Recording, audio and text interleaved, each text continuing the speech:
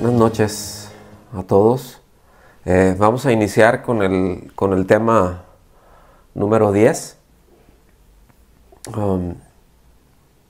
de esta serie, Un Salvador para Todos. Y el tema se llama Maestro Admirable. Pueden ustedes ponerles el artículo definido El Maestro Admirable o sencillamente Maestro Admirable. Aquí es muy interesante, creo yo, cosas que toca el pasaje que vamos a estar viendo, que es aquí de Lucas capítulo 4, a partir del versículo 31 al 37. Nos quedamos en el versículo 30 la semana pasada, y donde recordarán que nos quedamos en Nazaret, el lugar en donde el Señor creció. No nació en Belén y creció en Nazaret. Ahí debo decir que la semana pasada en algún punto cometí ahora sí que el error, me fui con la inercia y hice, hasta que alguien me hizo el comentario que había dicho que había nacido en Nazaret, y dije, la regué, ¿verdad? Pero no, él creció en Nazaret, nació en Belén, creció en Nazaret, y ahora Lucas nos lleva a Capernaum, ¿verdad? Esa misma aldea a la que el Señor se había referido ahí en su discurso cuando estaba en Nazaret. Y que pues Capernaum, o la aldea, porque no era una ciudad realmente, pero es en donde tuvieron lugar muchas escenas de la actividad que el Señor desarrolló, ¿verdad? Porque Capernaum era su residencia, él vivía ahí, es decir, ahí era como el cuartel general. Y me llama mucho la atención el nombre de Capernaum. Sí, Capernaum quiere decir, o es la aldea de Nahum, y Nahum quiere decir compasivo. Y yo no sé ustedes cómo lo ven, pero para mí es muy significativo el hecho de que el Señor escogiera ese lugar, porque compasión es un rasgo de Él. Entonces, este tema, que lo vamos a dividir en dos, el Señor ahí muestra su poder. Lo empieza narrando de esta manera Lucas, sanando a 2 enfermos. Uno de ellos era un hombre que no da su nombre, ¿verdad? Salvo que era un endemoniado que estaba en una sinagoga. Y la otra era la suegra de Pedro, que tampoco da el nombre, pero al menos ahí está Pedro, ¿verdad? Entonces el contexto es muy interesante y es muy importante saberlo, porque tiene, repito, lugar en una sinagoga, ¿sí? En un sábado. De hecho, es Marcos el que indica que es en una sinagoga, pero en ese milagro que él realizó, esa obra de poder que él realizó ahí, en ese momento hubo una reacción muy positiva de la gente, es decir, hubo admiración, ¿verdad? No hubo nada contrario, no hubo ningún señalamiento en el hecho de qué estás haciendo en el día de reposo, ¿verdad? Eso no está permitido. Pero fíjense, conforme nosotros vamos progresando, vamos avanzando en el Evangelio, se va viendo esto, ¿verdad? Lucas lo va contando, que vamos encontrando en repetidas ocasiones que ya esas acciones del Señor realizadas en el día de reposo, en las sinagogas, pues no eran muy favorables, que digamos, ¿verdad? Recordarán que cuando estuvo en Nazaret, en el lugar en donde él se crió,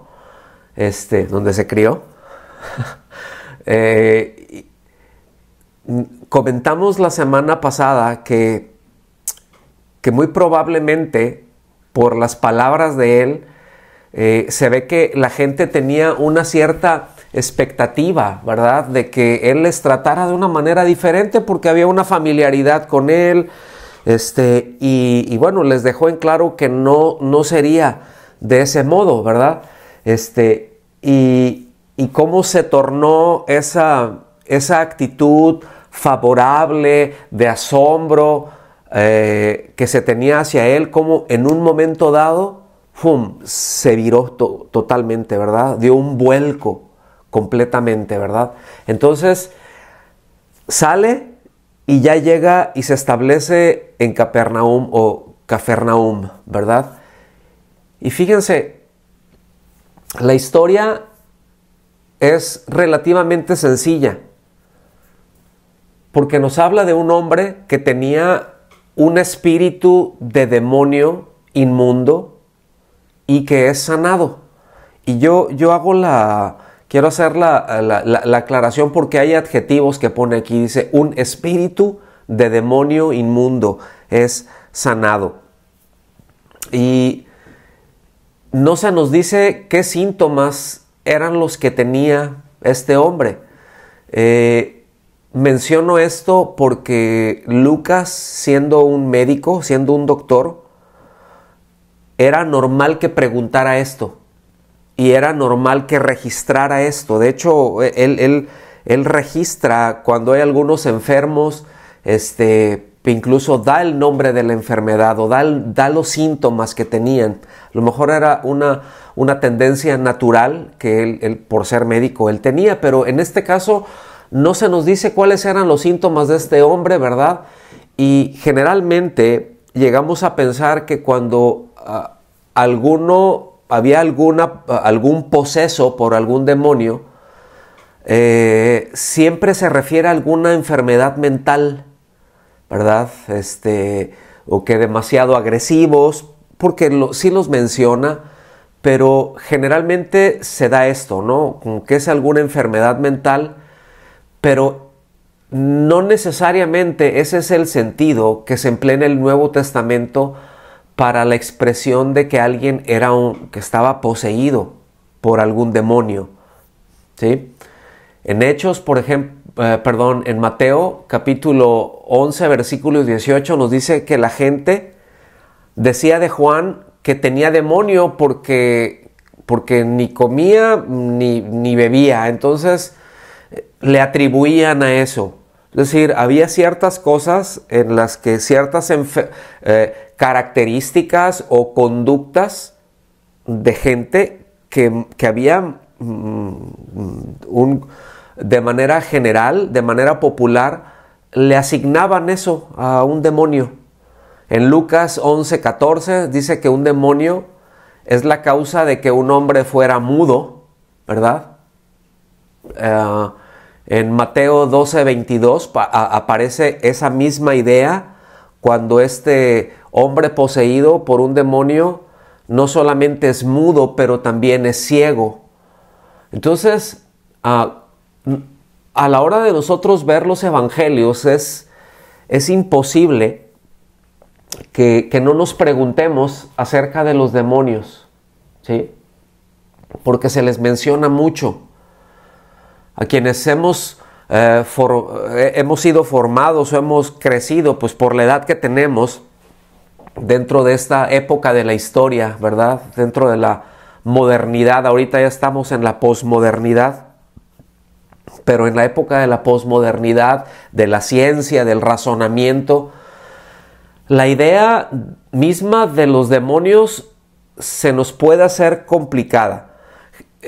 Después se tiene mucho la idea de los demonios así muy, muy dantesco, ¿no? Muy del alegórico dantesco, ¿no? De Dante Alighieri, de la Divina Comedia, ¿no? De que están los demonios que están allá en el infierno y que por un lado están atormentando a otros y a Satanás así como que el dueño del lugar, ¿verdad? Y hay unas figuras muy, muy raras, ¿no? Que no tienen nada que ver con la Biblia, pero muchos de ese pensamiento lo llegamos a tener hoy en día y cuando se habla de los demonios, generalmente se asocia con algo malo o con alguien muy travieso, ¿sí? ¿Se acuerdan? Un demonio por acá, y un angelito de este lado, y el demonio me dice que haga lo malo, y el angelito me dice que haga lo bueno, y bueno, ¿sí? Y muchas ideas con respecto a los demonios que no corresponden a lo que la Biblia dice. En algunas ideas que se tiene, se les asocia, ¿verdad? Sí, repito, con una parte maligna. Hay otros que los hacen, como mencioné hace un momentito, ¿no? Esos seres incluso traviesos y hasta divertidos. Entonces, dependiendo del contexto en el que se trate con ellos, pues te menciona distintas características. Todo esto tiene que ver porque hoy sabemos la causa de muchas enfermedades. En aquel momento, en aquel tiempo, no, y en Palestina habían muchas cosas que no se llegaban a saber, enfermedades, características que la gente tenía que no se las podían explicar y se las atribuían a demonios, ¿sí? Repito, hoy sabemos que hay muchas enfermedades, pues que son causadas por un virus, por un desorden genético, por desequilibrios hormonales y desequilibrios químicos, y otras causas, ¿verdad? Enfermedades, pero muchas veces, no tenemos en cuenta o no tenemos presente que ciertas cosas que pasan en las vidas de los seres humanos, que les dañan, ¿sí?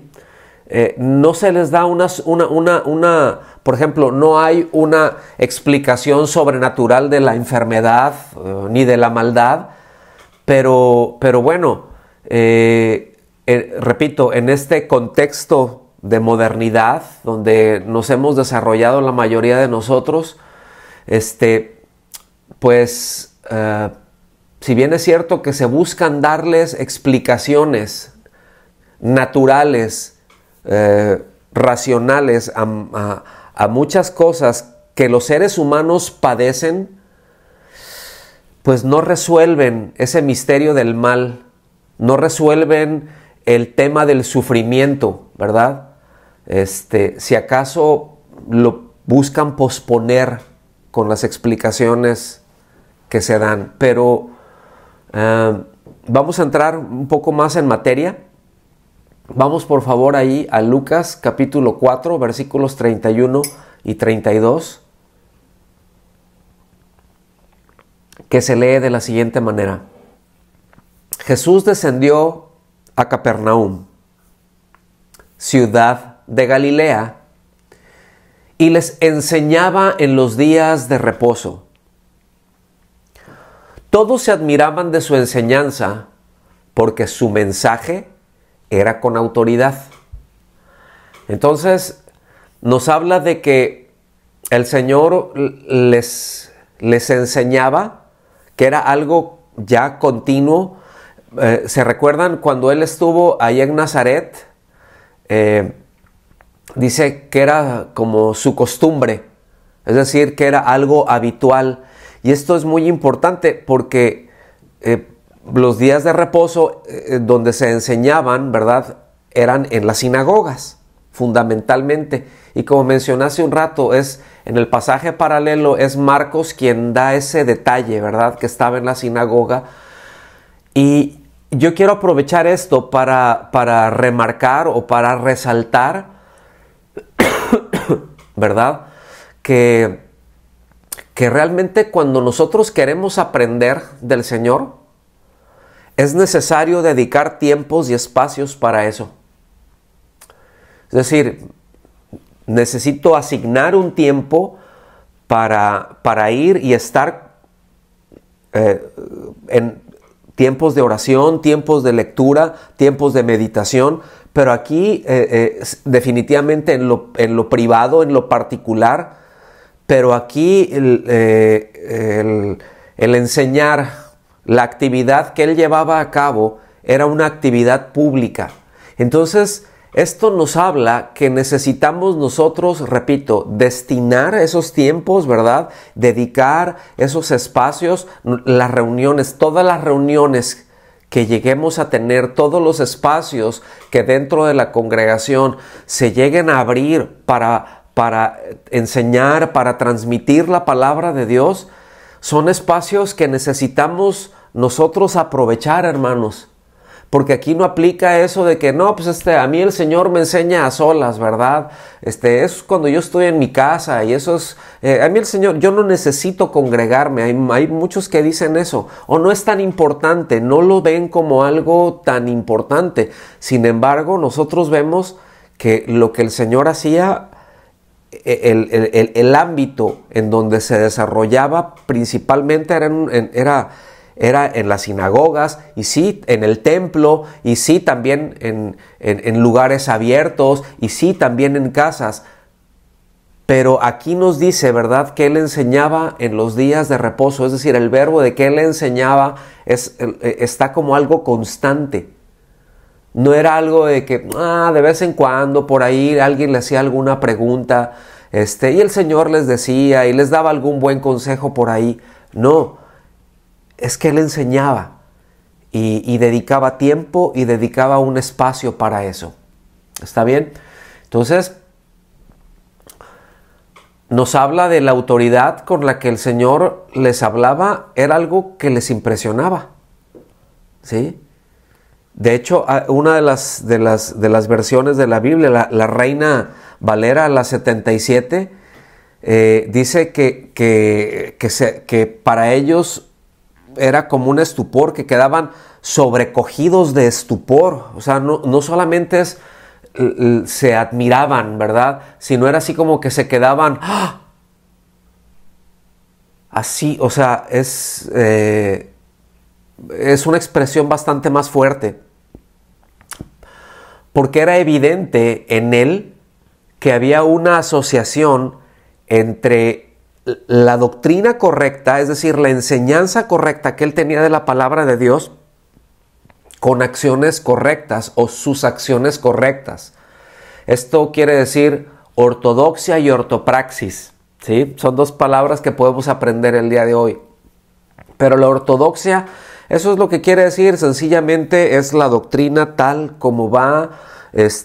Habla de una cierta rigidez, pero en un sentido más bien de firmeza, ¿sí? Y también la ortopraxis, es decir, una práctica recta, una práctica que no se dobla hacia los lados, sino de que es recta. Y esto nos habla de que su enseñanza estaba plenamente respaldada por la integridad de su vida. Ahora, hace un momentito leímos, ¿verdad?, en la lámina anterior, que el Señor les enseñaba en la sinagoga. Tenemos que pensar que a lo largo de la semana, o sea, es decir, Él no solamente se encontraba con la gente y no solamente le veían a Él el sábado o para celebrar el Shabbat ahí en la sinagoga, y donde le escuchaban una predicación y ya después se iban el resto de la semana y no lo volvían a ver. No, era una ciudad pequeña, ¿verdad? Era poca gente la que vivía en Capernaum. Y a lo largo de la semana Él se encontraba con la gente, Él convivía con la gente, Él ministraba a la gente, hablaba con ellos, se involucraba, estaba metido en la vida de la localidad. Y la gente podía ver, ¿sí? La gente podía ver que lo que Él enseñaba los sábados era algo que vivía de domingo a lunes, ¿sí? Al martes, el miércoles, cada día ellos veían que eso es lo que Él vivía, ¿sí? A diferencia de los escribas que luego citaban a otros escritores o a otros rabinos para establecer la autoridad de las propias enseñanzas que ellos daban. Es decir, normalmente un escriba, cuando enseñaba en una sinagoga, ciertamente habría con mucho celo habría los rollos, ¿verdad? Habrían los libros, los leían, hablaban desde ahí, empezaban a decir, a enseñar y citaban a muchos comentaristas, a otros rabinos, para darle fortaleza o para, como mencionamos aquí en la lámina, para establecer la autoridad de lo que ellos estaban enseñando. Pero estaba este elemento en donde la gente no veía en ellos, podía ver ortodoxia, pero no ortopraxis. No veía eso tan, déjenme decirlo así, tan cuajado como en la vida de Jesús. Entonces, Marcos, ¿verdad?, añade que el Señor les enseñaba no como los escribas. Aquí solamente nos dice que lo hacía con autoridad, que ellos quedaban asombrados de sus enseñanzas. Sí, dice, porque su palabra era con autoridad. Repito, Marcos dice, no como los escribas. ¿Verdad? Mateo también lo hace allá, hace una referencia al final del Sermón del Monte, ¿verdad? En donde dice que el Señor les enseñaba como quien tiene autoridad y no como los escribas. Entonces, el asunto es de que los escribas, los fariseos, no es de que enseñaran malas cosas, ciertamente revolvían, ¿sí?, ya muchos mandamientos de hombres, pero otra vez, no tenían peso, no tenían eso que hemos hablado muchas veces con ustedes y por las cosas que hemos luego pedido oración, ¿verdad? Que tengamos peso, un peso espiritual a la hora de transmitir, de abrir las Escrituras, a la hora de abrir la Biblia y de transmitir una enseñanza, ¿verdad? Que haya un peso. Es la forma en que podría explicarlo. Pero bueno, esa autoridad que veían en este joven rabino, en un principio quizá les parecía muy maravillosa a muchos, ¿verdad? Y se admiraban, ¿verdad? Estaban atónitos, cosas que se fueron dando, que daban así como que, wow, ¿verdad? Menciona también en los evangelios como en alguna ocasión mandaron a apresarlo, ¿verdad? Ahí al alguacil, estando ahí en el templo, el Señor enseñando, y regresó con las manos vacías. Dijo, yo nunca había escuchado a nadie hablar de esta manera. Es que qué peso tiene. El asunto es de que con el tiempo ellos fueron sintiendo, los escribas y los fariseos, pues se sentían desafiados, sentían desafiada su autoridad porque, repito, la autoridad del Señor era muy impactante, ¿sí? Y hoy en día sigue pasando, ¿sí? Como en aquel entonces hay muchos que se admiran de su doctrina. Hay muchos que dicen, yo leí la Biblia y veo esto, no, qué tremendo el Señor.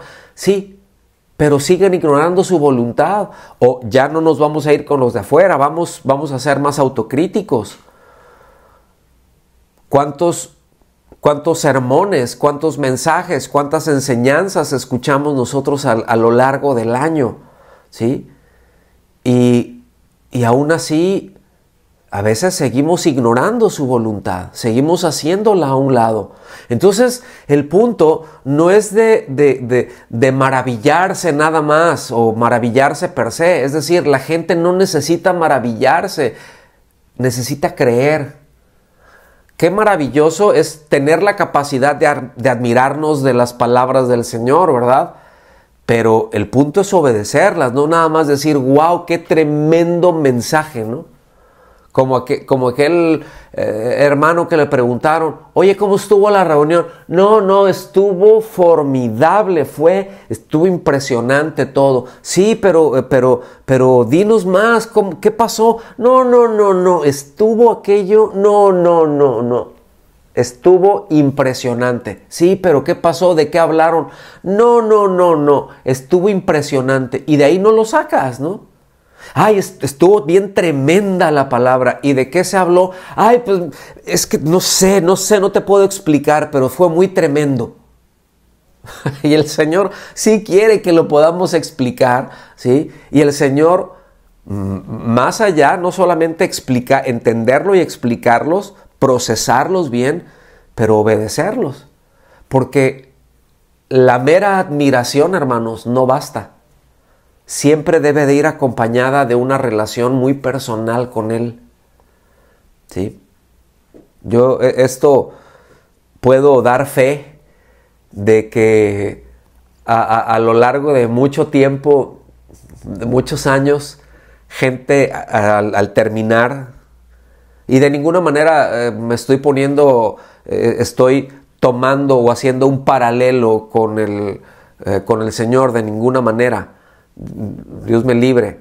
Pero muchas veces al terminar alguna reunión, gente se acerca, ¿verdad? Hermanos se acercan y dicen, híjole, estuvo bien tremenda la predicación. Yo a veces me detengo y les pregunto por qué aprendieron, ¿no? ¿Qué aprendiste? ¿En qué te habló Dios? Porque no, es que sí estuvo bien tremendo. Ay, qué palabra, estuvo bien tremenda. Pero después ves que en los días siguientes, o en las semanas, o en los meses, en los tiempos futuros, no cuajó. O sea, estuvo tremendo, pero no le pasó nada a esa vida, ¿no? Entonces no se trata de eso, se trata de que, repito, vaya acompañado de obediencia y que vaya acompañado de una relación con el Señor que vaya creciendo. Eso es lo que todos deseamos, espero yo. Entonces, vamos allá a los versículos 33 y 34, que nos dice, había en la sinagoga un hombre poseído por el espíritu de un demonio inmundo, subrayen demonio inmundo, ese adjetivo es importante, y gritó a gran voz, déjanos, ¿qué tienes que ver con nosotros, Jesús de Nazaret? ¿Has venido a destruirnos? Yo sé quién tú eres, el Santo de Dios. No me voy a detener mucho en este pasaje porque empieza hablando, aquí hay quienes dicen, no, es que tenía más de un demonio, y otros, pues no, está hablando uno solo, pero se está refiriendo a muchos, pero que no necesariamente sea que estaban poseyendo a una persona, ¿verdad? Porque sí nos habla, yo me inclino más que era un demonio, no como en el Gadareno, ¿verdad? Dice que era un demonio inmundo que gritó, y se refiere no solamente a lo que correspondía a él, o a lo que a ese demonio era tocante, sino a todas esas fuerzas demoníacas, ¿sí? Y aquí quiero decir que aquí hay algo muy interesante, hermanos, porque Lucas estaba escribiendo a gente que tenía un trasfondo griego, ¿sí? Que se habían desarrollado en una cultura grecorromana. No solamente los griegos, ahí estaba el Imperio Romano, pero los romanos absorbieron muchísimo, la mayor parte de la filosofía, tanto de la filosofía como de la religión o de la mitología griega, y solamente le cambió algunos nombres y adhirió algunas otras cosas, ¿verdad? Los romanos fueron siempre muy buenos fueron buenos sincretistas, ¿sí? De tomar distintos pensamientos, aun cuando fueran contrarios, y fundirlos en uno mismo. Tenían mucha capacidad para esto, pero tenían un trasfondo a la gente a donde él les está escribiendo, ¿verdad? Pues de la cultura grecorromana, y él deseaba aclararles el hecho de que era un demonio malo, por eso el adjetivo es inmundo. Porque en la cultura grecorromana, ¿sí? En la mitología, en la religión grecorromana, o en las distintas religiones, ellos pensaban que habían demonios buenos y demonios malos, ¿sí? Que podían haber esos seres traviesos, pero que eran buenos, y otros no, otros eran perversos. Así como luego se enseñan en los cartoons, ¿verdad? En las distintas caricaturas y en programas y en películas, ¿verdad? Que sí, luego sale algún demonio por ahí, ¿verdad? Pero es bueno. No te busca hacer un mal. De hecho, hasta te defiende. Algo muy terrible dentro de la iglesia es de que hay sectores de ellos y hay algunas doctrinas, y yo estoy seguro que son doctrinas de demonios, que enseñan que cada quien tiene su ángel guía, ¿sí? Y hasta hay una especie de veneración a los ángeles y caídos, ¿no? Entonces, pues no va por ahí. Y repito, Lucas les está dejando ver, no, a ver, esto era un demonio inmundo. Esto era algo del mal. Entonces, el adjetivo, repito, inmundo, se emplea con mucha frecuencia para describir a malos espíritus. Y evidentemente malos espíritus porque en sí mismos son impuros, son rebeldes. El asunto es de que producen impurezas en las vidas de sus víctimas. ¿Sí? Hay personas que igual y no están poseídas por demonios, pero sí viven bajo la influencia de ciertos espíritus inmundos. Y son inmorales, y podría hablar mucho de eso. Esto no quiere decir, porque luego hay esas corrientes, ¿no? Esas enseñanzas en donde a una persona es un fornicario, es un adúltero, es que es un espíritu de adulterio. Entonces, no, o sea, y vamos a reprender ese espíritu de adulterio y vamos a echarle fuera el espíritu de adulterio. Si, por ejemplo, la fornicación, los pleitos, los celos, las iras, las contiendas, los adulterios, todas esas obras que se describen como obras de la carne, fueran demonios, o sea, que todo eso se debiera a que son demonios los que poseen a los hombres, pues es tan sencillo como se echan para afuera y listo. Pero no es así, son obras de la carne, en las cuales influyen y hay hay una influencia, hay una inducción de parte de demonios a personas que rechazan la voluntad de Dios, definitivamente, ¿sí? Y no en todos los casos, me atrevo a decir, no en la mayoría de ellos, son personas posesas. Ahora, cuando un espíritu inmundo posee a una persona, definitivamente, como lo tenemos aquí, va a producir impureza en la vida de esa persona, ¿sí?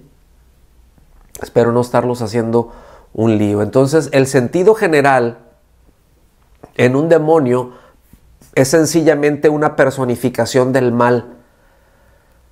Y esta personificación que incluso reconocen tanto el poder como la misión del Señor. Pero en el pueblo hebreo siempre cuando se habla de un demonio se está hablando de algo malo, a diferencia de los griegos. Pues no sé si es bueno o es malo, ¿verdad? Para los hebreos un demonio es un demonio y está mal el asunto y algo feo viene aquí y algo feo se da. Entonces, por eso, mis amados, el hecho de que este demonio inmundo reconozca a Jesús y el poder que Él tiene, no nos debe de admirar, no debe de sorprendernos, porque mismo en Santiago, en la carta de Santiago, En el capítulo 2, versículo 19, se nos dice que también los demonios creen y tiemblan. Y de hecho, si nosotros nos detenemos a ver lo que nos dice el texto, dice, yo sé quién eres. Yo sé quién tú eres. ¿Sí? Sé quién tú eres. Que has venido a destruirnos. Ellos definitivamente los demonios asociaban al Señor, ¿verdad? Al verlo con la destrucción de ellos. Por eso siempre hubo esas reacciones. Y si ustedes observan a la hora de estar leyendo los evangelios, siempre que hubo algún encuentro con algún demonio y que hablaban esos demonios, que establecían, vamos a decirlo, un diálogo o que se expresaban a través del endemoniado, todas las cosas que dijeron del Señor eran ciertas. ¿Sí? Tú eres el Hijo de Dios, tú eres el Santo de Dios, siempre le reconocían. ¿Sí? Reconocían a qué había venido el Señor. Entonces, el hecho de que, aunque lo que el demonio dice es verdad, ¿sí? El Señor le ordena que se calle. El Señor le ordena que se calle porque los poderes del mal, los demonios reconocen el poder de Jesús, ¿sí? Pero el Señor no desea el testimonio de los demonios. No es algo que el Señor desee. ¿Ustedes se recuerdan este pasaje que está allá en Hechos 16 del apóstol Pablo, de una joven, está del 16 al 18, que era una joven que tenía, dice, que un espíritu de adivinación y que la explotaban, que era una joven endemoniada, ¿verdad? Y que pues era así como que las que les tienen leyendo las cartas y las manos, o yo no sé, pero la explotaban. Y siempre que veía a Pablo, ¿verdad? Iba detrás de él y ahí de sus colaboradores. Estos hombres son hombres de Dios, y estos les anuncian el camino de salvación. Y las cosas que decían eran ciertas. Y llegó un momento en que dice que Pablo ya así como que dice, ya estuvo, y se volteó y reprendió y echó fuera ese demonio de esa persona, y se armó un tremendo argüende, ¿verdad? Ahí se armó todo un lío. Pero el asunto es de que aun cuando un demonio dice la verdad, sigue siendo el maligno, hermanos. ¿Sí? Y fíjense, en todo esto, en todas estas acciones del Señor, ¿cómo es la compasión? Un rasgo que Lucas resalta. ¿Sí? ¿Cómo es algo que lo pone como una característica del Señor, ¿verdad? Y que otra vez hacía que sus oyentes lo diferenciaran de otros maestros. Aquí me regresé un poquito, pero ahorita van a ver por qué. ¿Sí? Porque vamos a notar siempre a lo largo del Evangelio, no solamente de Lucas, pero aunque es muy marcado en Lucas, vamos a ver a lo largo del Evangelio el deseo del Señor de liberar a toda persona que acudía a Él, ¿sí? Que iba a Él, y liberarla de la influencia del mal, pero también liberarla del influjo de los demonios. Más adelante vamos a ver, ¿verdad? Hablamos en un principio, en este tema. Hoy no vamos a ver la parte de cómo el Señor sana a la suegra de Pedro, pero prácticamente inmediatamente después de eso, ¿verdad? Les llevaban enfermos y endemoniados.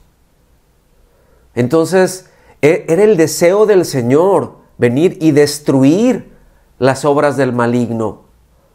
El apóstol Juan lo dice: para esto apareció, para esto se reveló el Hijo de Dios, para esto apareció, para esto se manifestó el Hijo de Dios, dice para deshacer las obras del maligno, para desligar las obras del maligno, ¿sí? Para ir, o sea, porque las obras del maligno están ligadas, son ligaduras a la naturaleza del hombre, al hombre caído. Y él desea desligar, terminar, destruir, romper ese poder. Entonces, todos los casos que nosotros vemos, por ejemplo, de las posesiones demoníacas con las que el Señor se involucró, ¿verdad? Eran posesiones en donde pues los demonios controlaban el cuerpo de sus víctimas, que incluso hablaban, ¿verdad? Que en algunos casos causaban trastornos, causaban violencia, les causaban heridas, enfermedades, ¿sí? Males físicos. Otra vez, esto no quiere decir que todos los males son causados o que todas las obras malas son causadas por demonios. Ciertamente influyen y pueden tomar ventaja de mucho, ¿sí? Pero aquí siempre nosotros como creyentes necesitamos recordar que el mayor enemigo que tenemos, bueno, el diablo ahí está, pero somos nosotros mismos. Es nuestra autoindulgencia, ¿sí? Entonces, nuestra carne, el mundo y el diablo, ahí se puede armar entre todo esto, es decir, las tendencias naturales que tenemos en afectos desordenados, el mundo que está bajo el maligno, ¿sí? Y el diablo, es decir, la actividad satánica o la actividad demoníaca, pueden hacer un cóctel muy asqueroso, puedo decirlo. Entonces, vamos, versículos 35 y 36, perdón.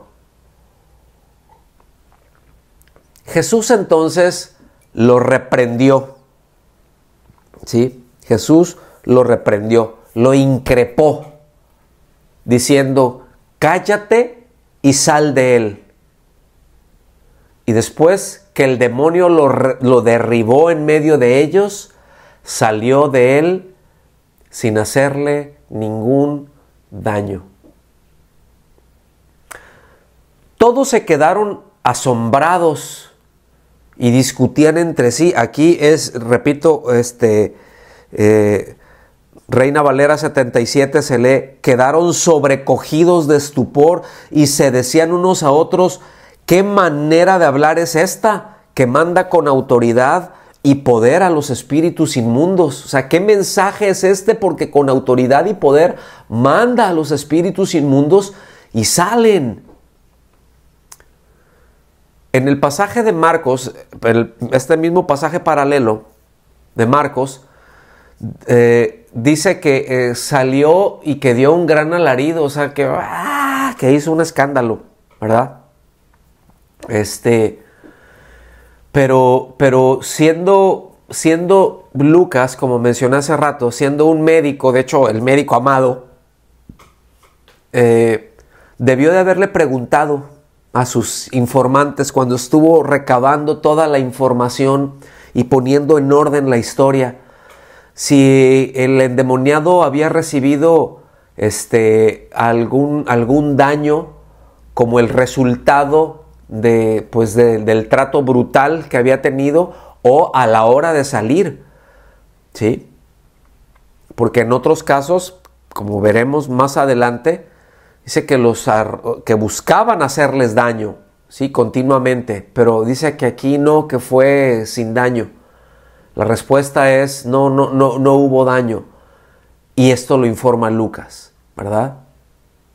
Que salió de él sin hacerle ningún daño, porque vemos que el Señor evidentemente no le permitió a ese demonio que le hiciera ningún daño a ese hombre. Entonces está lo que mencionamos hace un momentito, ahí está la compasión del Señor, y que es cierto que luego un endemoniado se puede poner muy escandaloso y el Señor lo mandó callar de inmediatamente, y el asunto es de que no tienen opción sino obedecerle, hermanos. Es un maestro admirable el que tenemos. Entonces, ¿por qué otra vez, no? ¿Por qué los callaba si siempre decían la verdad? Pues porque el Señor rechaza el testimonio de un demonio, ¿sí? Para el resto de la historia nosotros podemos ver de todo lo que el demonio decía o dijo del Señor.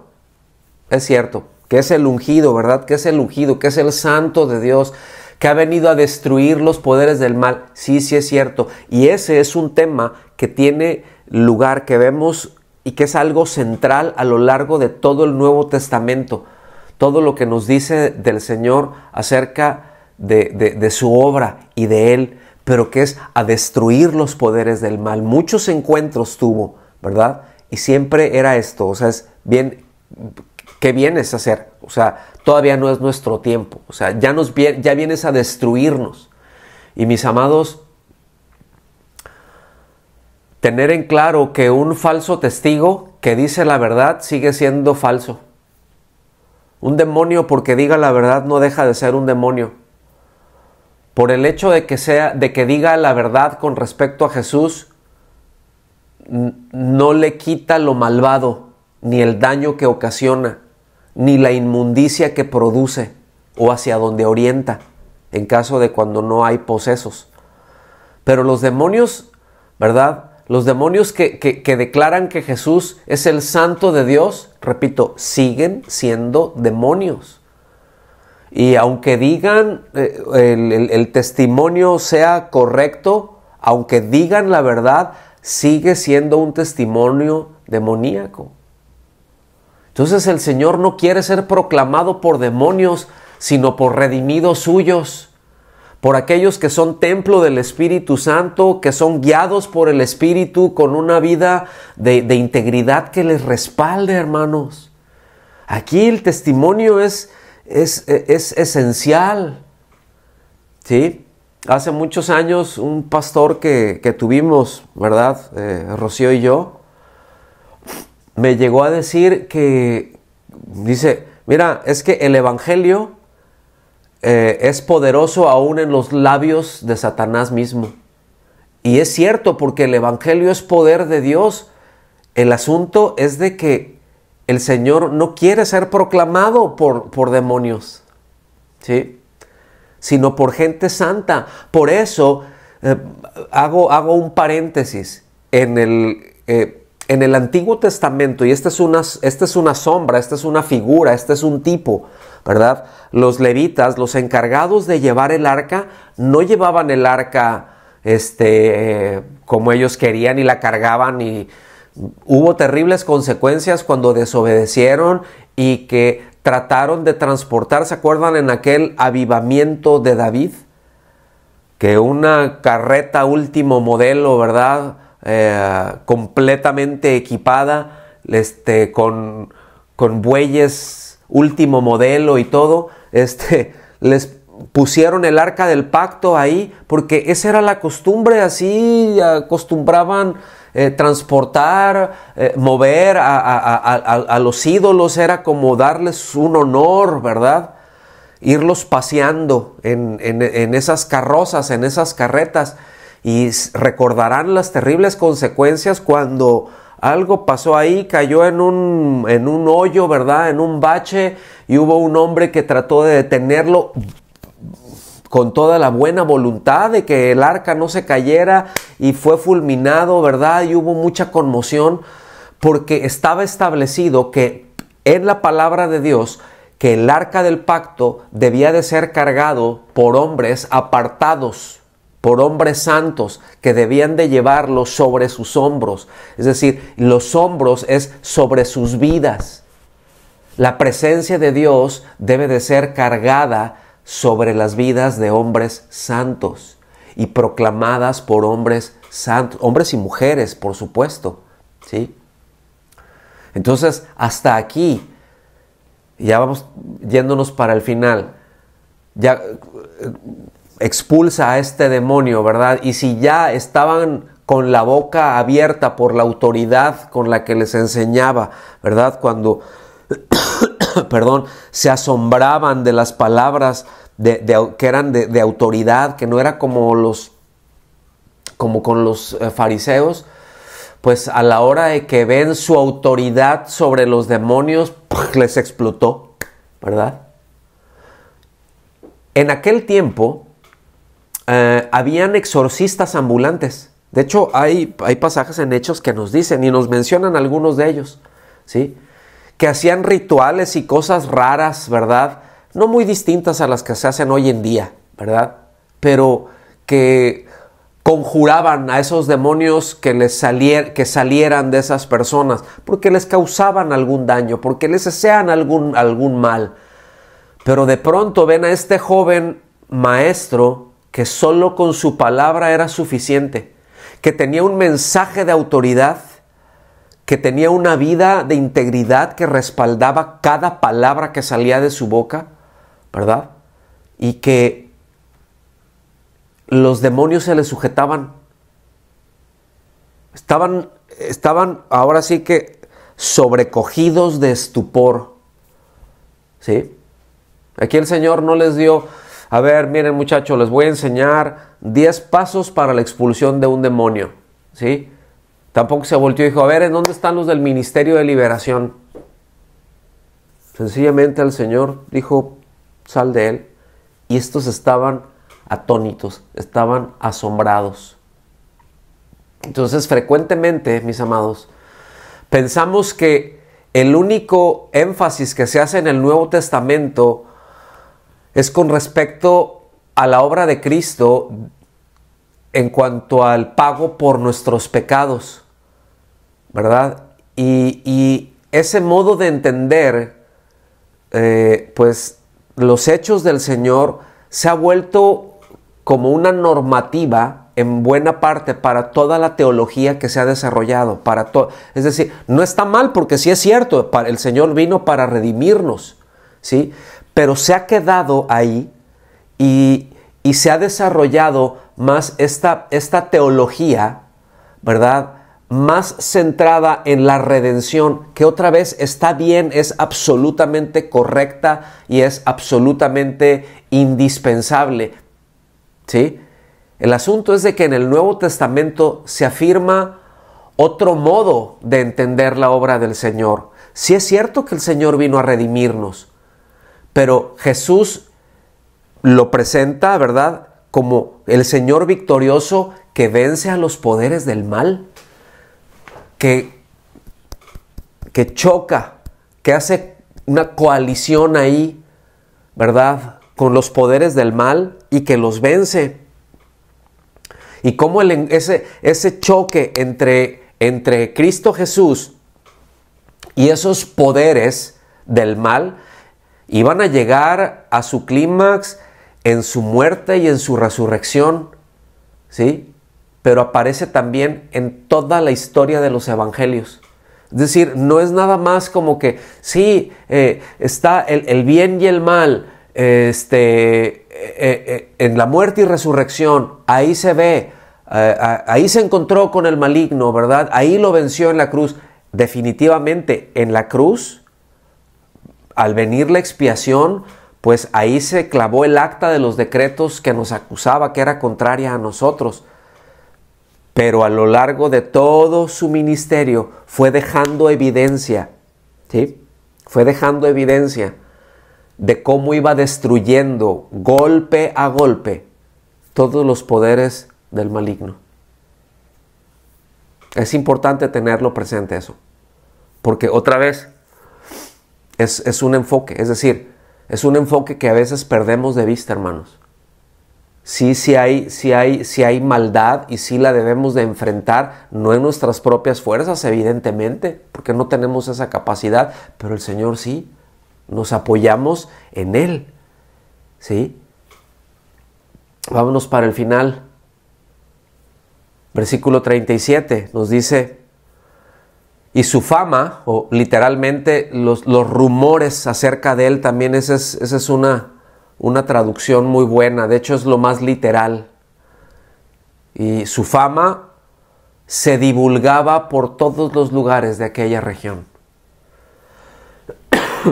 ¿Verdad? Parte importante del mensaje que encontramos en los evangelios es que Jesús ha derrotado los poderes del mal. Y a fin de cuentas, su victoria va a ser manifestada en toda la creación. Nosotros eso es lo que vemos. Repito, inmediatamente después de que empieza a sanar, de que sana a la suegra de Pedro, nos refiere que le llevaban a los enfermos, que llevaban a los endemoniados, y que eso era algo normal por donde él iba pasando. Ya se sabía que donde él iba a llegar iba a haber encontronazo con demonios y que no tenían más remedio que obedecerle. Entonces el Evangelio, mis hermanos, y con esto concluimos, el Evangelio es el anuncio de que en virtud de la muerte y resurrección de Jesucristo, la victoria sobre el mal es definitiva y el mal será erradicado de la creación. Es decir, toda obra demoníaca, toda obra del mal, porque el mal se origina en Satanás, ¿sí? Todo ese rasgo de maldad y de pecaminosidad será erradicado de manera definitiva. Entonces, este pasaje que vimos nos indica que desde el principio de su ministerio, y Lucas nos hace ver que el Señor Jesús ha venido a destruir los poderes del mal y que hasta esos mismos poderes lo reconocen y le temen. Amén. Entonces, con esto concluimos y oremos, hermanos. Oremos que el Señor nos ayude. ¿Sí? Vamos a orar. Señor, gracias por tu palabra, por tu misericordia, por tu bondad para con nosotros. Queremos suplicar, Señor, por tu ayuda, que nos permitas estar conscientes de que el mal está presente, Señor, que el mal está presente y que nuestras vidas deben de ser una clara muestra de tu victoria sobre el mal, ¿sí? Para que vayan de la mano tanto el mensaje que proclamamos de ti, Señor, con el testimonio de nuestras vidas. Ayúdanos a que esto sea uno mismo, a que esta sea una misma cosa, a que no digamos una cosa y vivamos otra, sino que haya el testimonio de que lo que vivimos, lo que predicamos es lo que vivimos y que lo que vivimos es lo que predicamos. Te damos las gracias en el nombre de Jesús. Amén.